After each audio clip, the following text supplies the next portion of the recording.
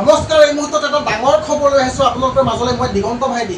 এটা বহুত ডাঙৰ খবৰ বন্ধুসকল। এয়া চাওক, হিমন্ত বিশ্ব শৰ্মা ছাৰক তোৰ বাপেৰৰ চেটটো কৈছ সুদূৰ ভাই বুলি অসমৰ হিমন্ত বিশ্ব শৰ্মা ডাঙৰীয়াক মন্তব্য প্ৰকাশ কৰিছে এজন যুৱকে। এই যুৱকজন ক'ৰ মই আপোনালোকক জনাই আছোঁ বন্ধুসকল, জনাই আছোঁ। এয়া চাওক, আপোনালোকে ভালদৰে চাই লওক। তোৰ বাপেৰৰ চেটটো কৈছ সুদূৰ ভাই। এই কমেণ্টটো কোনটো ভিডিঅ'ত আহিছে মই আপোনালোকক এতিয়া সবিশেষ জনাই আছোঁ। প্ৰথমতে এই ভিডিঅ'টো চাই লওক আপোনালোকে, এইটো চাওক। মই ভাবোঁ যে মে' মাহত বিহু পতাটো আমাৰ কাৰণে উচিত নহয়। আজি 14 মে' মানে সম্পূৰ্ণ বহাগ মাহটো পাৰ হৈ যাব। জেঠ মাহত বিহু পালন কৰিলে আমাৰ ৰাইজেও বেয়া পায়। গতিকে কোনোবাই যদি পালন কৰিবলগীয়া আছে অহা 2-3টা দিনত পালন কৰি শেষ কৰি দিলে মোৰ কোনো আপত্তি নাই। কিন্তু জেঠত অবতৰীয়া বহাগ পালন কৰিলে আমাৰ জাতীয় জীৱন বা আমাৰ যিটো পৰম্পৰা সি কষ্ট পায়। এটাতো সেনাবাহিনী বা ভাৰত পাকিস্তানৰ কাৰণে আমি কৈছিলোঁ, কিন্তু জেঠত বিহু পতাটো ঠিক নহয়। কিন্তু বহুত বিহু কমিটি আছে যোনে পেণ্ডেলটো বনাই ৰাখি থৈ দিছে, কোনোবাই হয়তো মাইকৰ ভাড়াটো এডভান্স দি ৰাখি থৈ দিছে। তেনেকুৱা ক'ৰবাত যদি 2-1খন 15 তাৰিখৰ আগত কৰে মোৰ কোনো ক'বলগীয়া নাই। কিন্তু 15 তাৰিখৰ পিছত বিহু নাপাতিবলৈ মই ৰাইজক অনুৰোধ কৰিম, কাৰণ আমাৰ বাপতিসাহোন বিহুটোৰ অসন্মান হ'ব নালাগে। গতিকে সেই কথাটো ৰাইজে দৃষ্টি ৰাখিব। কিন্তু যিটো কথাৰ কাৰণে মই আবেদন কৰিছিলোঁ সেই বিষয়টো এতিয়া নাই।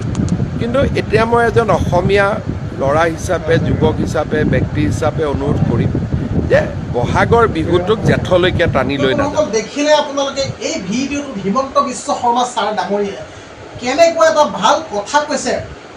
যিহেতু পাকিস্তানৰ যুদ্ধ চলি আছে ন পাকিস্তানৰ লগত, সেই ক্ষেত্ৰত আমাৰ বিহু মঞ্চখিনি বন্ধ কৰাৰ প্লেন কৰিছে হিমন্ত বিশ্ব শৰ্মা ছাৰে।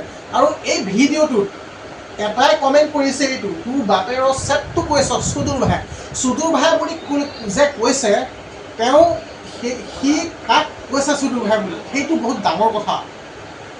গতিকে মই আপোনালোকক তেখেত বুলি নকওঁ, মই তাক তই বুলি কৈছোঁ। তাৰ প্ৰফাইলটো আপোনালোকে চাই লওক, এইটো চাই লওক। টুটুকন গগৈ অসম, আপোনালোকে দেখিছে এইটো ভালদৰে চাই লওক। টুটুকন গগৈ অসম, ঠিক আছে। তাৰ ঘৰ ক'ত এইটো চাওক, নাজিৰা, তাৰ ঘৰ নাজিৰাত হয়। এই আপোনালোকে চাই লওক ভালদৰে তাৰ প্ৰফাইলটো, এইটো চাওক। টুটুকন গগৈ অসম, সি বোলে অসমৰ মানুহ। আৰু অসমৰ মানুহ হৈ অসমৰ হিমন্ত বিশ্ব শৰ্মা ছাৰ ডাঙৰীয়াক এজন মুখ্যমন্ত্ৰীক এনেকৈ কৰিবলৈ তোৰ ক'ত অধিকাৰ, তই ক'ত সাহস পাছ? ঐ টুটুকন, ফালি পেলাম তোক। তই কি বুলি ভাবিছ? মই তোৰ ওপৰত এতিয়াই কেছ কৰিম। এই ভিডিঅ'টোত যদি হিমন্ত বিশ্ব শৰ্মা ছাৰ ডাঙৰীয়া যদি আপুনি চাই আছে, আপুনি ইমিডিয়েটলি আপুনি একশ্যন লওক।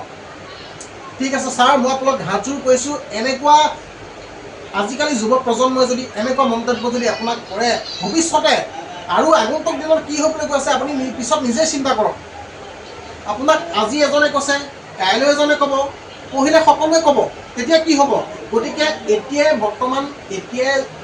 এইটোৱে যে এনেকৈ কৈছে তাৰ ওপৰত আপোনালোকে উচিত ব্যৱস্থা লওক, আইন ব্যৱস্থা লওক, যাতে ই যাতে উচিত শাস্তি পায়, মই সেইটো বিচাৰিছোঁ। তো বন্ধুসকল, ভিডিঅ'টো আপোনালোকে দেখিলে, ভালকৈ দেখিলে আপোনালোকে যদি হিমন্ত বিশ্ব শৰ্মা ছাৰ ডাঙৰীয়াক যদি ভাল পায়, আপোনালোকে এই ভিডিঅ'টো শ্বেয়াৰ কৰক, ইমানেই শ্বেয়াৰ কৰক যাতে এই ভিডিঅ'টো হিমন্ত বিশ্ব শৰ্মা ছাৰ ডাঙৰীয়াৰ ওচৰত যাতে পায়। তো বন্ধুসকল, আজিলৈ ভিডিঅ'টো ইমানেই। আৰু মোৰ চেনেলটোলৈ যদি নতুনকৈ আছে ছাবস্ক্ৰাইব কৰিব, লাইক কৰিব আৰু এটা কমেণ্ট কৰি জনাব যে ভিডিঅ'টো কেনেকৈ পালে। আৰু হিমন্ত বিশ্ব শৰ্মা ছাৰ ডাঙৰীয়াক যে এনেকৈ মন্তব্য কৰিছে তাক কি কৰা যায় আপোনালোকে মোক কমেণ্ট বক্সত জনাবলৈ নাপাহৰিব।